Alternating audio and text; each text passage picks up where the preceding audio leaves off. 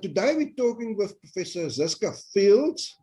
Professor Fields is an expert in creativity. She's also alumni of the university and also a PhD alumni of the business school. And we're going to talk about creativity. Can it be learned, or is it something that's born? So Professor, first thing, very welcome. And I would just like to ask you on the first question is, we so many times hear that you are born with creativity.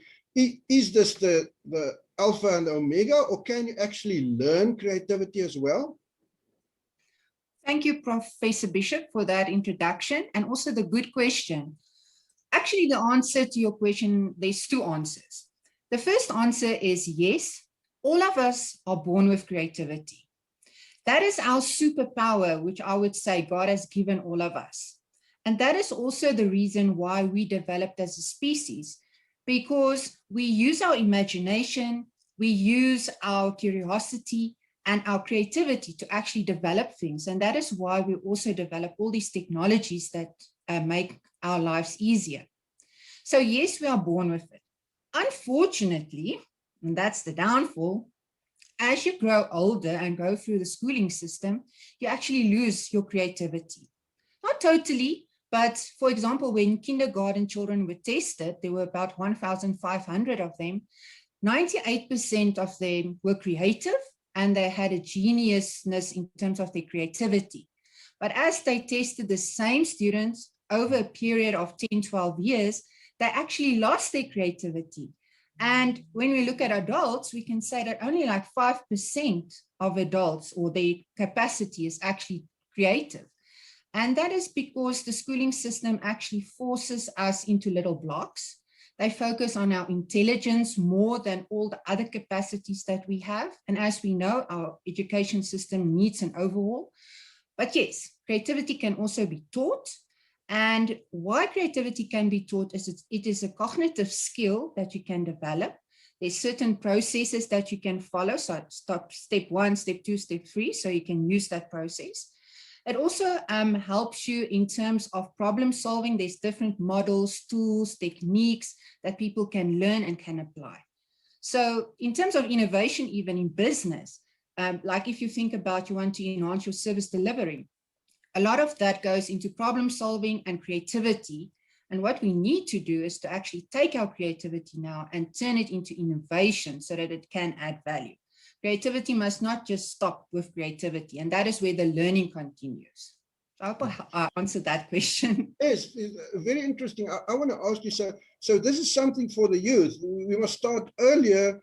You would have a bit of a problem teaching me creativity, but you should have taught me many years ago. So is this a youth thing that as soon as possible in a child's life, which we should try and stimulate this? I think yes, even when they start developing, when they start crawling and talking, they are discovering, and their whole mind is so open to new experiences. And that is why we say they are more creative, because they are so open to make connections and to learn.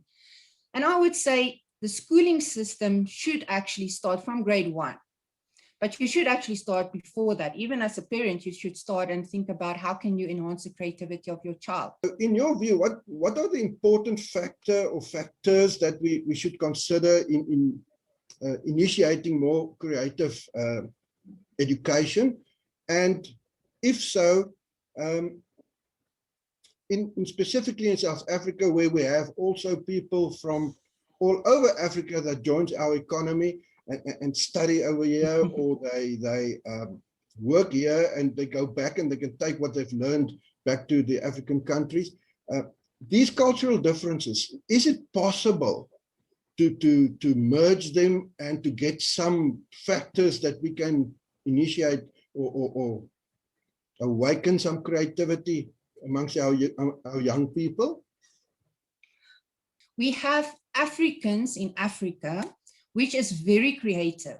I don't want to actually highlight a specific group of people, but those people are very creative in terms of what they had to develop and how they had to make a living. So they tap into their creativity to actually make money.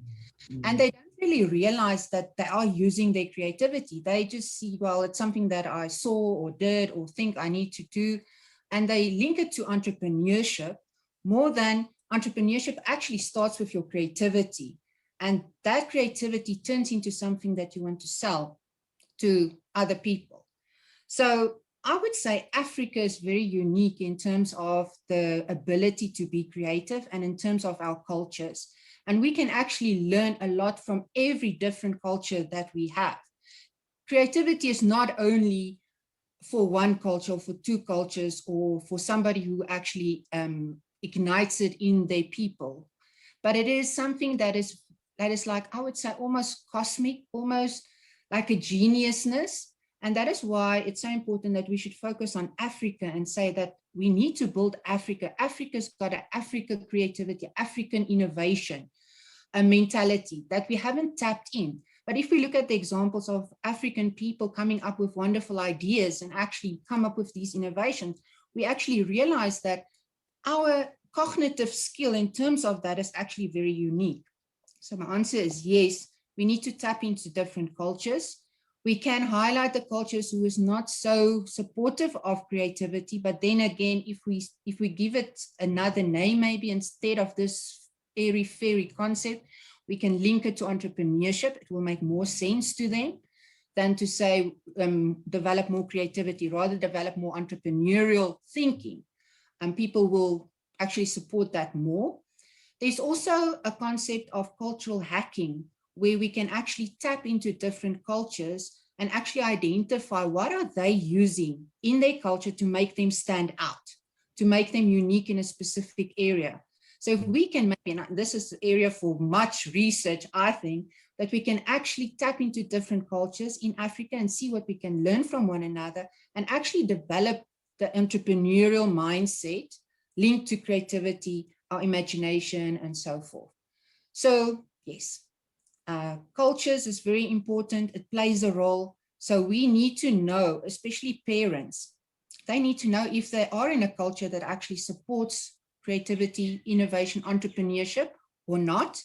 If they're not, then they need to find a way, we need to find a way to actually explain to them the importance of that and what they can actually do to enhance the creativity in their children. But we shouldn't just leave it and say that it's just a cultural thing, because creativity is something that all of us have. Some lesser than others, but we need to practice creativity. Otherwise it goes away, because it's like you can ride a bicycle, yes, and when you ride it often, you can do all sorts of tricks.